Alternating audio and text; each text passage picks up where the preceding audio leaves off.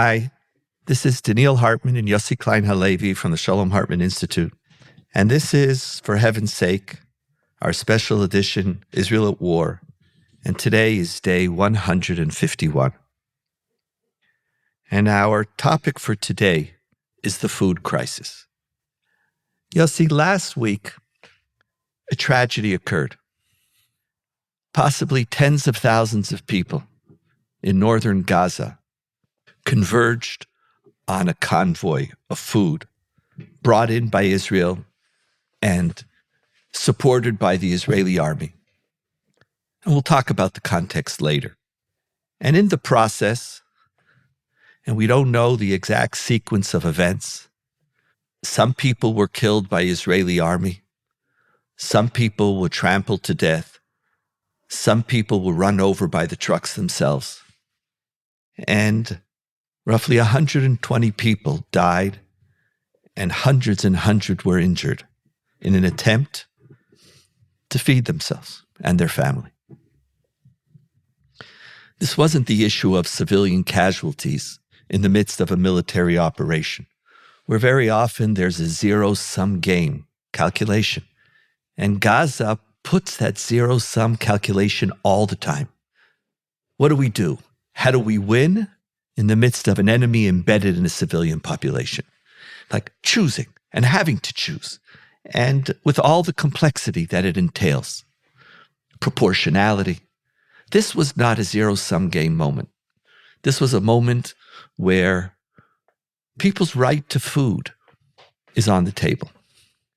And one of the things that upset me deeply, and I struggle with, is the different responses to this tragedy in Israel and around the world, and in particular North American or the Jewish community. I wrote a Facebook post immediately after the event occurred in Hebrew, saying we're responsible. We are responsible. We're not necessarily guilty, but we are responsible. And that there has to be a way for people, for human beings created in the image of God, to have access to food. And that we have to fight a just war justly. And that does not only include the fighting itself, it also includes the responsibilities that come as a result of the war. Yehuda and I then translated this in English and put it on our Hartman Facebook page and what other forums. In North America, the responses were uniformly, thank you, positive. Thank you for saying this. Thank you for being aware. And in Israel, there's ambivalence. Hundreds of people liked it, and over 1,000 people, and for a Hartman Institute Facebook comment, horrific anger. What do you mean we're responsible? Are there innocents in Gaza?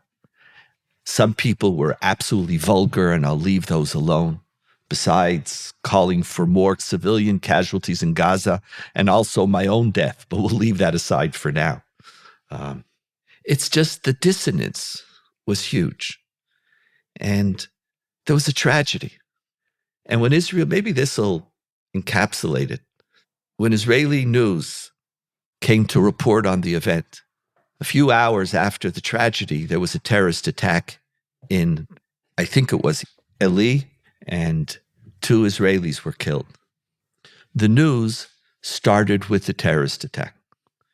10 minutes. Item 2 on the news for 4 minutes was Hamas's shift in negotiations about the hostages. Number 3 for 2 minutes was this tragedy. And the person who was reporting it, the essence of the report was, it's not ours. It's not our business. It's like it's something happened as if somewhere. And so, food. Is it our responsibility? Why is it clear to some? And why is it so hard for so many in Israel, who in another day, this would be so clear? Our job is to talk about Israel, to reflect on it, to give voice to it, but also to notice some of the trends that are taking place. And seeing the different responses to the posts, and my own feeling that this humanity requires that we call out. If not at this, then for what? And realizing that for many Israelis, that is a difficult place to be. And so we decided, let's talk about the food crisis. But it's bigger than that. It's not just the food. It's about our moral responsibilities. And how do we feel at this moment? Yossi, how do you feel at this moment? Deeply conflicted. Intellectually, I'm with you. Yes, we have a responsibility, certainly in providing safe access to food. And I would go beyond that, saying we ourselves have a responsibility to be providing food. We should be airlifting food. That's me speaking conceptually. Emotionally, I'm the Israeli everyman. And where this hits me, Donniel, is that in the current atmosphere of this lynch mob against Israel, it's too subtle to make the distinction between responsibility and guilt when we were already being proclaimed guilty. Now, I didn't believe for a moment that our soldiers fired into an unarmed crowd for no reason, without provocation, without feeling themselves at risk. I don't believe we do that. And yet, for much of the world, it's almost axiomatic now. Well, that, of course, that's how the Israeli army behaves. So my initial reaction was defensiveness and anger. And I drew a straight line, and again, I'm speaking emotionally now, between how this war began with the false accusation of an Israeli attack on the hospital, with this accusation now that Israel deliberately created a mass tragedy and a food line. What I'm revolting against is the weaponization of compassion. Compassion is being used to undermine, first of all, the legitimacy of this just war, and it's being used ultimately to undermine us generally. And so I want to be with you, Donniel. I'm finding it very hard. Our personalities, which some people think are slightly different, are finding expression here as well. The last thing I thought about at this moment emotionally, the last thing that I felt was, how is the world attacking us?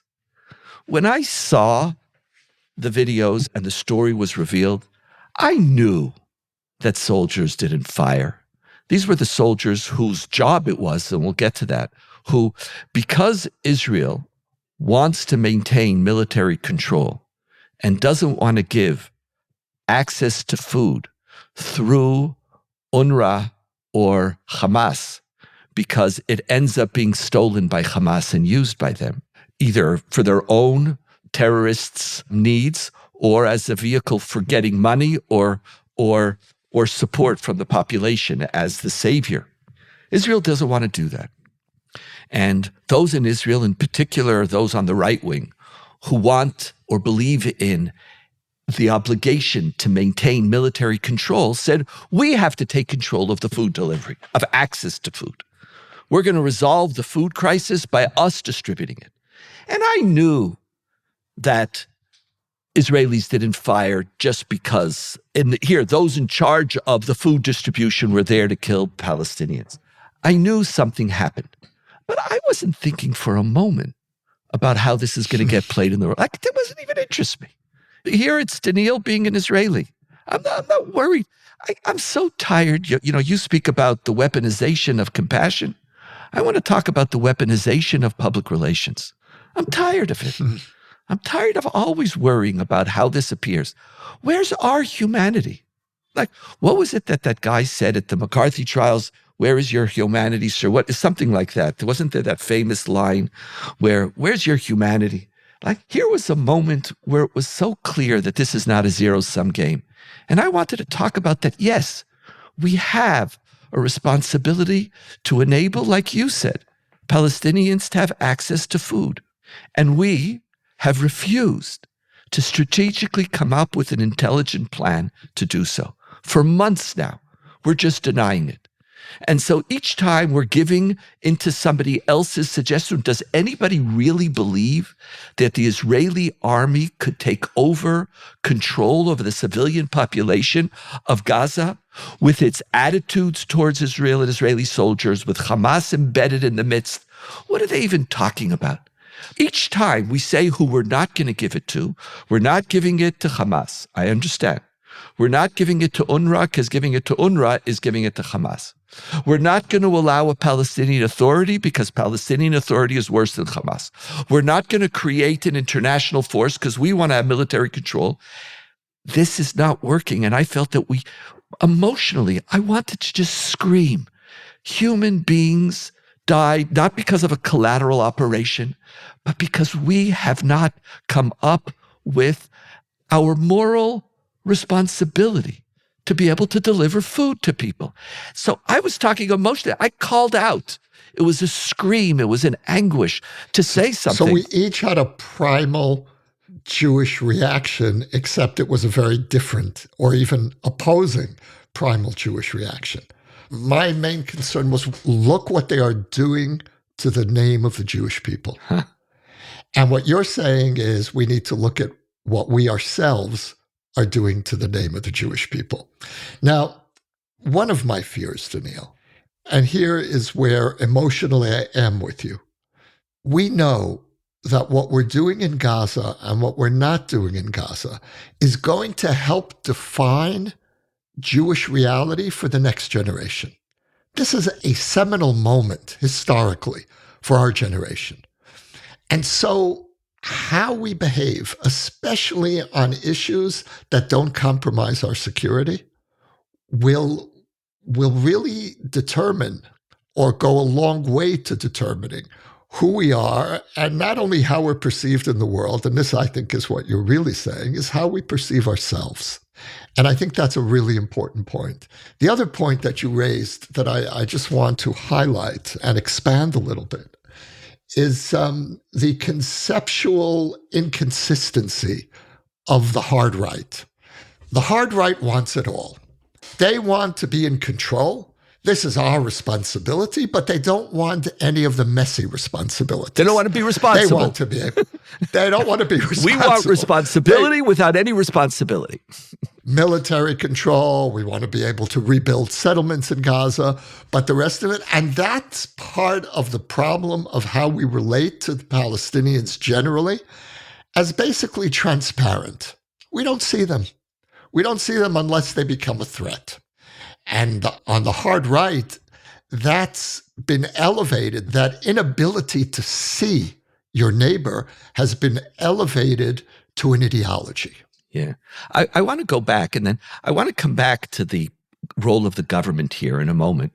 But one of the things that I saw is that behind this really governmental policy of claiming responsibility, the rights of responsibility without the duties of responsibility, let's put it that way. Something you said, I found this very helpful.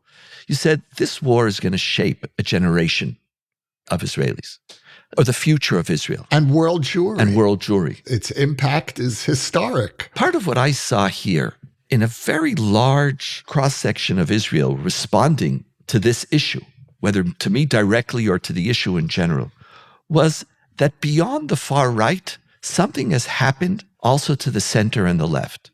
And one of the far-reaching challenges of this war is, how do we reconnect back to our basic humanity? Not concern for Jewish life, but concern for human rights and life, period. Now, the army is doing unbelievable things. And today we had a discussion in the Institute. There was a woman who works at the Institute. She just came back from 120 plus days of reserve duty in Gaza as an officer embedded in the units in charge of communication with civilian populations and making sure that civilian populations aren't targeted and helping civilian populations to get out of harm's way. And the conversation was humbling. It was beautiful. The army is taking this responsibility. So I'm not here arguing about the army. I'm sure made some mistakes, But overall, I believe our army is trying to fight this war justly. Overall. So is it the government that you're critiquing? The society. We at home, and our kids are there, there's a shutdown from any semblance of moral criticism, of moral righteousness, of taking responsibility for anything else but our survival. I'm so concerned with this, and I know, I'm constantly thinking here in the Hartman Institute, what's our responsibility? In many ways, the next government, whenever the elections are going to be, the outcomes are more or less, I believe, clear. Netanyahu's not going to run again. There'll be elections. It might be in 1 year. It might be in 3 years. A far-right government is not going to come to power again. I think that's pretty clear. Let's wait. But I'm not concerned about the outcome of the next election. I'm concerned now about the moral fiber of our country. And I don't want to moralize. The trauma of October 7th is creating a moral shutdown, which we have to find a way to activate. And even more than that, last year, a large segment of Israel and world Jewry came together in a shared embracing of Israel as a democracy and a Jewish democratic state and liberal values. Our two communities are in diametrically opposite places right now. For one, of course, the death of civilians, the right to food, our responsibility to food is, of course, it's a crisis, it's a tragedy. And in Israel, there's no room. Like you're talking about emotionally, they're not emotionally worried about public relations. They're emotionally worried about thinking about anybody else. And it worries me very deeply. All right, I share your concern about the impact of this war, the impact of October 7th, long-term on the moral and spiritual well-being of a whole generation, of a whole society here. But I want to factor in another concern, which is that what you said a moment ago, which is that after October 7th, Israel and the diaspora came together. And what's happening now is that we seem to be reverting back to pre-October 7th divisions in the Israeli diaspora relationship on both sides. More and more American Jews are calling for a ceasefire. That's becoming a normative position in a way that it was not even a month ago.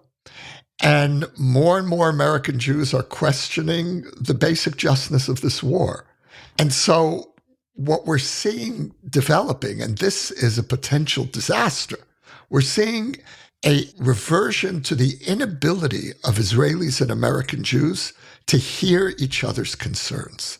And when you talk about what our responsibility is as the Hartman Institute, we have a twofold responsibility because we operate both in Israel and in North America. And our responsibility here in Israel is to challenge a certain moral laziness or a moral frozenness that has set in to very large parts of the population. And our responsibility in the diaspora is to challenge a retreat from the understanding and embrace of the need for this war to continue and for the evil of Hamas to be removed. It's a small point, but I just want to clarify. I actually felt that on October 6th, Israel and world Jewry were together in ways that they haven't been for a very long time. They were together around the struggle against judicial reform. Maybe I wasn't clear. There was a shared value agenda. October 7th created a shared existential danger. But part of what's happening as the war is progressing, there are increasingly different perceptions about what is achievable and what are the goals of the war. And at what point do we declare a ceasefire? But the humanity, it doesn't even get to the ceasefire dimension. The gap is even deeper. It's deeper. It's being politicized in Israel. There's going to be a huge educational, moral responsibility for all of us. And I have sensed, and I saw this because I've been teaching about this a lot. Whenever I take a clear moral position, Israelis get very angry at me. They don't want you to moralize. You take an issue? No. Who are you moralizing? My kid's in the army. It's not the right time. When you speak and dance between the raindrops about how you might want to think about this without any specific position taken, they could open up and participate in this. And I've been testing this on tens of groups. In this Facebook post where I had 150 words and I wanted to take a stand. I wanted to say to Israelis, here, at this moment, can't we unite together?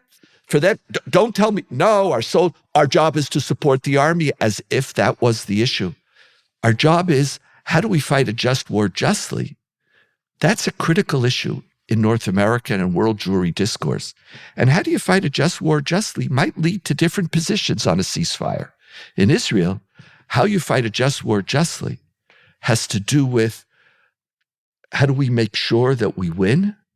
How do we make sure that we don't intentionally target civilians? But it doesn't mean that I have to care about them. There's something like I don't have room. I don't have room for that. Yeah, I think you've summed up the normative Israeli position, that it's enough that we're not targeting civilians, and the rest of it is legitimate. Just leave me alone. Yeah. Just leave me alone. Yeah. As we conclude, let's go back for a moment to the causes of the food crisis. And one of the challenges that we are facing is a lack of planning. These crises are coming in on an ongoing basis. And, I'm going to channel Yossi for a second. From a public relations perspective. Be careful. Don't worry, I won't. You don't know where that'll take you. Don't worry, I think I'll be okay. I see the world looking. Here was this startup nation, this powerful country, this country that could do everything. And now we just seem to be incapable of putting forth a plan for months. These humanitarian crises aren't new.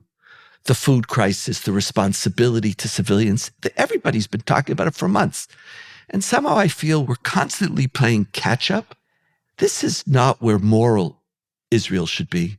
This is also not where startup nations should be.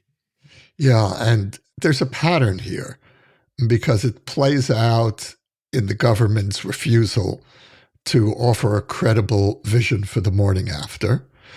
It also has played out, I think, all along in the confusion communicated by the government about the hostages. What's the goal? What are the red lines? And so there really is a very disturbing pattern here, which, as you know, for me has one address, but we're not going to bring the prime minister in now. And there really is something here that we need to unpack. Our ability to improvise was always regarded as one of our strongest suits. We won wars because of our ability to improvise. When October 7th happened, the army did not have a credible plan for invading Gaza. Within 3 weeks, we had the full ground force inside Gaza. And I think the army has been performing in a very impressive way militarily. And our capacity to improvise is also what makes a startup nation. And yet, from time to time, we come up against the deep negative consequences of our dependence on improvisation. And I think that that's what we're experiencing now, Donniel. There's so much political debate underpinning much of the war. Who are our leadership? How are they functioning? But what we're encountering now around the food crisis is who are your leaders is not going to influence merely your policies or your effectiveness. It actually has a profound impact on your moral principles. Our government can't speak a language of moral principles. It can't develop a strategy which actually takes humanitarian aid into account. It can't even talk about it. It has to avoid, it has to dance around, and it has to try to find technical solutions. What are we going to do? What are we going to do now? Now you're thinking about this? And the moral consequences of this are when this tragedy occurred and the government couldn't even express sorrow over it. It wasn't just a technical problem that we don't have a strategy. We don't have a strategy because we can't even think about what our moral responsibilities are. And then we just have to, come up with some day-to-day solutions. This is going to require more of us morally as Jews. It's also one of the reasons why a lot of people are questioning whether we should continue this battle or not, is what's going on here. Those questions, Yossi, I believe are legitimate questions. They can't be ignored. And there's a heavy weight on us. I want to give you the last word, Yossi. I actually am going to defer and leave you with the last word. I appreciated very much what you said. This is, for heaven's sake, Israel at War. Day 151, with a lot of questions, a lot of challenges, and a lot of responsibilities. For more ideas from the Shalom Hartman Institute about what's unfolding right now, sign up for our newsletter in the show notes or visit shalomhartman.org/Israel at War.